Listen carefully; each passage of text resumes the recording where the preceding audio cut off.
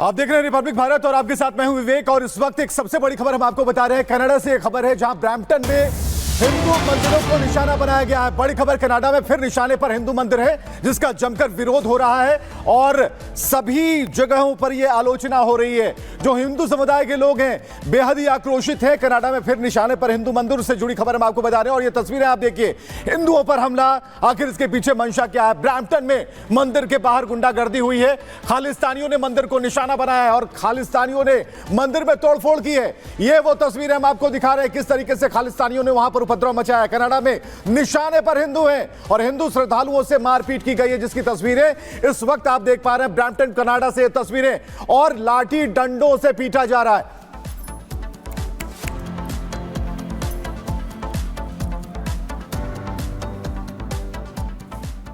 तो ट्रूडो सरकार, हिंदुओं पर प्रहार, और ये तस्वीरें हम आपको दिखा रहे हैं। कनाडा में निशाने पर हिंदू हैं। खालिस्तानियों ने मंदिर में तोड़फोड़ की है, लोगों को दौड़ा दौड़ा कर पीटा है जिसकी हर तरफ निंदा हो रही है। और खुद खासकर वहां पर जो भारतीय मूल के कई नेता हैं उन्होंने भी इसे गलत बताया। उन्होंने कहा कि जो भी दोषी होंगे उन्हें चिन्हित कर उन पर कार्रवाई होगी। तो कनाडा से ब्रैम्पटन में हिंदू मंदिर पर हमले की खबर, ये तस्वीरें बता रही हैं किस तरीके से खालिस्तानियों ने हिंदू मंदिरों को निशाना बनाया है। जो हिंदू हैं उन्हें निशाना बनाकर उन्हें पीटा गया, सड़कों पर दौड़ा दौड़ा कर पीटा जा रहा है और हिंदुओं पर हमला हो रहा है। और इसके पीछे किसकी मंशा है ये साफ तौर पर स्पष्ट है। तो एक बड़ी खबर इस वक्त हम आपको बता रहे हैं, हिंदू श्रद्धालुओं से मारपीट की गई है। ट्रूडो सरकार, हिंदुओं पर प्रहार। तो साफ तौर पर यहां पर दिखता है कि निशाना कौन बन रहा है, किसे बनाया जा रहा है, क्या मंशा है इसके पीछे, खालिस्तानी क्या करना चाहते हैं। और इसके अलावा जिस तरीके से उन्हें पीटा जा रहा है और वहां की सरकार में शामिल भी कई जो भारतीय मूल के नेता हैं उन्होंने भी इसका विरोध किया है। उन्होंने साफ तौर पर कहा कि यह कहीं से भी स्वागत योग्य नहीं है, इसकी जितनी भर्त्सना की जाए उतना कम है। लेकिन यह बहुत बड़ा सवाल है कि आखिर ऐसा हो क्यों रहा है। तो उपद्रवियों ने मंदिर में तोड़फोड़ की कोशिश की है, खालिस्तान समर्थकों ने श्रद्धालुओं से मारपीट की है। वहीं देवकीनंदन ठाकुर ने कहा कि हमारी तेजस्वी, नीतीश, चंद्रबाबू नायडू, शरद पवार, उद्धव ठाकरे, मल्लिकार्जुन खड़गे और अखिलेश यादव ये हिंदू नेताओं से अपील है कि वो वक्फ संशोधन बिल के समर्थन में आए। बटेंगे तो कटेंगे पर देवकीनंदन ने कहा कि योगी जी सही कह रहे हैं, ये ट्रंप को समझ आ गया लेकिन यहां के कुछ नेताओं को समझ में नहीं आ रहा है। सनातन बोर्ड के बाद देखिए, एक बात बताइए, लोग हमारे ऊपर प्रहार करते चले, हमारा भोजन अशुद्ध कर दें, हमारा खान पान अशुद्ध कर दें, हमारे भगवान की पूजा पद्धति अशुद्ध कर दें, हमारे ठाकुर जी के प्रसाद में मिलावट कर दें, और उसके बाद हम लोग ठाकुर जी को कैसे कैसे भोग लगाते हैं वो हम जानते हैं। या जो सनातन परंपरा को जानते हैं, संत महात्मा, धर्माचार्य, शंकराचार्य, महामंडलेश्वर, अखाड़ा परिषद, ये सब जानते हैं कि पूजा किसको कहते हैं, अपरस किसको कहते हैं। अरे हमारे यहाँ बेटा भी छुप जाए ना स्नान के बाद दोबारा स्नान करते हैं हम लोग, ये है परंपरा। और वहाँ हमारे ठाकुर जी को ऐसी वस्तु भोग लगा दी और उसके बाद भी हम लोग मौन हैं। इस बात पे मुझे रोना आया वहाँ पर। तो ये आप ये बताइए कि वक्फ बोर्ड बना तो कब का बना, तो अब आप सनातन बोर्ड की मांग क्यों उठा रहे हैं इतने समय बाद? वक्फ बोर्ड बना 1954 में, तो उसकी पावर कम। फिर 1995 में उसकी पावर थोड़ी बढ़ाई गई और 2013 में जो पावर दी गई है ना, मेहमा जी आपका भी घर सुरक्षित नहीं है। हाँ, शिमला में तो हुआ ही ना, कहाँ है सुरक्षित आप बताइए। शिमला में जो मैंने सुना है वहाँ वर्तमान जो गवर्नमेंट है उस गवर्नमेंट ने इलीगल प्लेस को हटाया, तब भी वहाँ उपद्रव हुआ कि नहीं हुआ? क्यों हुआ? इसका मतलब यह है कि हम जो कहें वो तो ठीक और हमें रोकोगे तो वो गलत। और वो कह कौन रहे हैं? बोले अल्पसंख्यक जो अपने नाम के पीछे लगाते हैं। और बहुसंख्यकों की जगह तुम घेर लो, बहुसंख्यकों के भोजन को ले जाओ, बहुसंख्यकों के तुम मकान छीन लो, मंदिर छीन लो, सब छीन लो, लेकिन क्योंकि बहुसंख्यक इसलिए कुछ नहीं बोलेंगे। पागल समझे हो क्या? हम लोग पागल हैं क्या? वो तो कहते थे ना फ्लावर समझा है, एक्चुअली हम लोगों को फ्लावर समझा हुआ है। अब फ्लावर की आवश्यकता नहीं माय डियर, फायर की आवश्यकता है। अब फायर बनो अपने अधिकार को बचाए रखने के लिए। I am not flower, I want to make myself like a fire. तो आपने पुष्पराज का डायलॉग बोल दिया कि झुकेगा नहीं। नहीं, अपन झुकेगा नहीं जब तक हमारे ऊपर आक्रमण कर रहा है। मैं क्यों झुकूंगा? बोलिए, मैं किस लिए झुकूं? आप अच्छा कार्य कर रहे हैं, मेरे 100 बार झुकूंगा मैं आपके आगे। लेकिन आप हमारे साथ अन्याय करेंगे, गलत करेंगे तो फिर अपन झुकने का नहीं है। ये अल्पसंख्यकों की बात आप कर रहे हैं, एक तरफ है योगी जी का बटोगे तो कटोगे। अब आपने अखिलेश यादव की खबर सुनी है, वो वाला कि जुड़ोगे तो जीतोगे। तो जोड़ने की बात तो वो भी करें, लेकिन वो अल्पसंख्यकों, पिछड़ा, दलित इन्हीं की बात करें। और जबकि एक तरफ है योगी जी का डायलॉग कि सारे हिंदू एक साथ आ जाओ, कोई जाति में बंटने की जरूरत नहीं है। तो आपको बेटर डायलॉग किसका लगता है? बेटर बयान? डायलॉग तो मैं दोनों का नहीं कहूँगा, ये दोनों ही देखो इस समय पॉलिटिक्स में है और वो उनका अपना अपना मत है।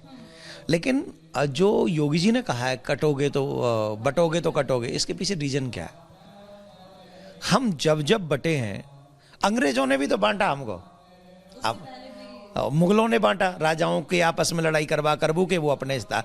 ये इतिहास रहा है हमारा। अगर उस इतिहास को हम बदलना चाहते हैं तो बहुत ज़्यादा ज़रूरी है कि हम एकजुट रहें, एक साथ रहें। 16 तारीख को इकट्ठे हों, अपनी पावर दिखाएं, अपनी शक्ति दिखाएं। दिल्ली में इतनी शक्ति दिखाएं कि देश ही नहीं विदेश वाले भी कहे कि हिंदुओं को छेड़ने का नहीं। विदेश की तो एंट्री हो चुकी है, डोनाल्ड ट्रंप तो हैं हमारे साथ। नहीं, डोनाल्ड ट्रंप हमारे साथ हैं, भगवान करे वो जीत जाएं, वो जीतें और वो अमेरिका की सत्ता को संभालें। अमेरिका की सत्ता को जब डोनाल्ड ट्रंप संभाल लेंगे तो हमारे लिए 4 साल बहुत अच्छी रहेंगी, ऐसा मेरा मानना है। लेकिन एक और बात है ना, जो बात डोनाल्ड ट्रंप को समझ में आ गई, बांग्लादेश का दर्द समझ में आ गया। गांधी जी को समझ आई वो बात की नहीं? अरे गांधी जी को तो छोड़ ही दो भाई, गांधी जी का नाम हमारे आगे मतलब हम तो प्रणाम कर रहे हैं। हम ये बात कह रहे हैं वर्तमान में कि जो बात डोनाल्ड ट्रंप को समझ में आ गई वो मेरे देश के कुछ नेताओं को समझ में क्यों नहीं आ रही? उन्हें बांग्लादेश का दर्द समझ में आया डोनाल्ड ट्रंप को। यहाँ के जो हमारे सनातनी हैं उनको भी तो ये दर्द समझना चाहिए कि नहीं समझना चाहिए? ये आपने जो नाम लिए हैं, स्पेशली एक जो आपने वो नाम लिया है, उन महानुभाव से मेरे बहुत मतलब व्यक्ति सिर्फ एक ही जगह पे टिका, और वो गलत भी नहीं है, वो अपने ही धर्म के लिए मानता है। ये हमारे पॉलिटिशियनों को ये सीखना चाहिए उससे कि वो जब बात करेगा अपने धर्म की बात करेगा, अपने लोगों की बात करेगा। हमारे यहाँ देख लो, हमारे यहाँ तो वो मतलब जो न कहो सो ठीक, पर ये गलत है। सबसे पहला अधिकार इस देश पर हिंदुओं का है और मैं निवेदन करूंगा कि पहला अधिकार हिंदुओं को दिया जाए। सबसे पहला घर अगर प्रधानमंत्री योजना से बने तो वो हिंदुओं का बने, और तब तक बनता रहे जब तक इस देश में हिंदुओं की गरीबी न मिट जाए। उसके बाद बांटो जिसको भी बांटना, पहले सनातनियों को दो। इसीलिए सनातन बोर्ड मांग रहे हैं ना, सनातन बोर्ड दो जिससे हम अपने सनातनियों की और सनातन परंपराओं की रक्षा कर सके। ऐसे बहुत सारी जगहें हैं देवकीनंदन जी जिनकी डेमोग्राफी चेंज हो रही है। पहाड़ की बात आपने अभी करी दी थी, क्योंकि आप बाहरियों की बात करें, उत्तराखंड में भी हम देख रहे हैं कि रोहिंग्या आ रहे हैं। तो भी चाहे वहां पे बीजेपी की सरकार, कोई भी सरकार भूमाफिया कानून भी नहीं ला रही है, तो इसको लेकर के आप लोग कुछ कहना चाहेंगे? उस दौरान 16 तारीख को आप लोग जा रहे हैं, सनातन धर्म संसद में ये सारी बातें उठेंगी, और वो सारी बातें उठेंगी जो हिंदू की रक्षा कर सके, सनातन की रक्षा कर सके, इस देश की रक्षा कर सके। औरों की बात छोड़ दीजिए, मथुरा वृंदावन में भी रोहिंग्या हैं, इल्लीगल बांग्लादेशी यहाँ भी हैं, अतिक्रमण कर रखा है। आप देखिए, वृंदावन में जाइए, मथुरा में जाइए, मथुरा डिस्ट्रिक्ट में जाइए, अरे परिक्रमा मार्ग में हरे हरे लेटे हुए हैं। अब बताइए यहाँ कहाँ से आ गए वो? हम परिक्रमा भी करने जाते हैं, अभी यहाँ से मैंने बताया था, वो जब यहाँ से हाईवे पे हम लोग जाएंगे, इतना सा लेटा हुआ था 10-12 साल पहले, ऐसा 8-9 साल पहले इतना सा लेटा हुआ था। अब मैं टेंडर उठ गए। तो हम तो यहाँ के मथुरा प्रशासन से भी कहेंगे कि तुरंत उन पे कार्रवाई की जाए और इलीगल प्लेसेस को वहां से हटाया जाए। लास्ट सवाल, अरशद मदनी, सुना होगा आपने इनके बारे में। कह रहे हैं कि आंध्र प्रदेश में 5 लाख मुसलमान इकट्ठा होंगे, इसके बारे में वो कह रहे हैं कि वो संशोधन बिल जो हो रहा है ये गलत हो रहा है, हम इसका विरोध करेंगे। तो इसके विपरीत हाँ, उन्होंने और भी कुछ कहा है क्या? किस को? उन्होंने असम के मुख्यमंत्री हिमंता बिस्वा शर्मा के बारे में ये बोला है कि बदबूदार उनका किरदार। जो कह रहे हैं ना, वो क्या कह रहे हैं, उनसे कहेंगे वो विरोध करें, विरोध करें। हाँ, तेजस्वी यादव विरोध करें, चंद्रबाबू नायडू विरोध करें, ये सब ओवरऑल उनकी तरफ से करें। तो मदनी जी को कोई संदेश रिपब्लिक भारत के जरिए?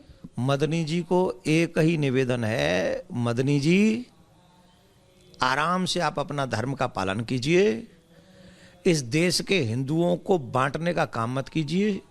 बांटो और राज करो, ये बहुत बड़ी योजना अंग्रेजों की थी, उससे पहले मुगलों की थी, उसी योजना पे आप चल रहे हो। कि आप चिराग पासवान को ये कह रहे हो कि आप इस बिल का समर्थन मत करना। चंद्रबाबू नायडू को आप कह रहे हो, आप क्या नाम है, नहीं, नीतीश बाबू का नाम ले। बाबू का नाम आप ले रहे हो। मैं तो निवेदन करूंगा जितने भी सनातनी लीडर हैं, सुन लो, अखिलेश जी इसका साथ दें, उद्धव ठाकरे जी इसका साथ दें, शरद पवार जी इसका साथ दें, और कौन है पॉलिटिशियनों में, राहुल गांधी जी, बड़े नाम वो विपक्ष के नेता भी हैं, हाँ, मल्लिकार्जुन खड़गे साहब, राहुल गांधी साहब, और एक और हमारे दिल्ली में रहते हैं केजरीवाल साहब। आप सब हिंदू नेताओं से हाथ जोड़ के भिक्षा मांग रहा हूं, आप सब इस बिल के पक्ष में मत देना। 1 मिनट के लिए जब वोट डालने जाना उस समय सिर्फ भूल जाना कि आपकी वोट का क्या होगा। तेजस्वी यादव ने तो कहा था कि मुसलमानों को कोई छिड़ेगा तो हम बख्शेंगे नहीं, तो वो हिंदुओं के बारे में बातें नहीं करते। उन्होंने वो बोल दी बात। हम धर्माचार्य हम हैं, तो जो हिंदू जहां जहां हैं उन सब के धर्माचार्य हम हो गए कि नहीं हो गए? तो हम उनको सलाह दे रहे कि आप ऐसा नहीं बोलो, कुछ भी टीवी चैनल पे आपको जो बोलना है बोलो, हम आपके साथ हैं, जो बोलना है बोलो, लेकिन वोट डालते समय आपको हिंदुत्व का याद रहना चाहिए, आपको हिंदू याद रहना चाहिए, आपको भारत याद रहना चाहिए। जब ये इस बिल पे जब चर्चा हो और जब वोट डाला जाए, वोट डाल के ही तो बनाएंगे इसको। तो जब ये बिल पास कराना है, चाहे तुम सदन से निकल जाओ, चाहे सदन में सो जाओ, उस समय सो जाना जिस समय वोट पड़ रही हो, या फिर 1 मिनट के लिए भूल जाना कि तुम किसी पार्टी के लीडर हो, तुम्हें सिर्फ याद रखना चाहिए तुम हिंदू हो। वही तो दिक्कत है ना, वोट का ही तो चक्कर है। वोट के लिए तो फिर वो नहीं कर पा रहे हैं, बोल नहीं पाते। खैर छोड़िए, लास्ट सवाल आपसे। आपने आज बड़ा नारा दिया कि माला नहीं भाला उठाने का वक्त आ गया है। नहीं, सच है ना, हमारे शास्त्रों में ऑलवेज ये बात कही जाती है। शस्त्र और शास्त्र, हमारे यहाँ समग्र जो सामूहिक विकास की बात की जाती है, उस सामूहिक विकास में शस्त्र और शास्त्र दोनों आते हैं। अर्जुन भाला नहीं चलाता था, अर्जुन धनुष बाण नहीं चलाता था, भीम, नकुल, सहदेव, चारों भैया, राम लक्ष्मण, राम जी गए थे वन को, क्या लेके गए थे? धनुष बाण लेके नहीं गए थे। देवी मैया अभी नवदुर्गा हमने पूजी है, मैया के हाथों में 7 हाथों में 8 हाथों में शस्त्र नहीं है, राम जी के हाथ में शस्त्र नहीं है, कृष्ण जी के हाथ में सुदर्शन चक्र नहीं है, हनुमान जी के हाथ में गदा नहीं है, क्या नहीं हमारे देवताओं के? तो हम तो उनके अनुयायी हैं। और मैं निवेदन करूंगा, शास्त्र की शिक्षा भी लो, शस्त्र की भी शिक्षा लो, और एक हाथ में भाला और माला ये रखनी चाहिए, क्योंकि कोई हमारी बहन बेटी के ऊपर नजरें डाले तो हम माला से नहीं बचा सकते ना, हमें भाले से की आवश्यकता पड़ेगी, हमें शस्त्र की आवश्यकता। हम किसी को मारने नहीं जाएंगे, लेकिन कोई हमें मारे ये हम होने नहीं देंगे। सभी सनातनियों से निवेदन है, सनातनी होने का दायित्व निभाना है। 16 तारीख को पहुंचना है आप सबको, मेरा आग्रह है आप सभी से।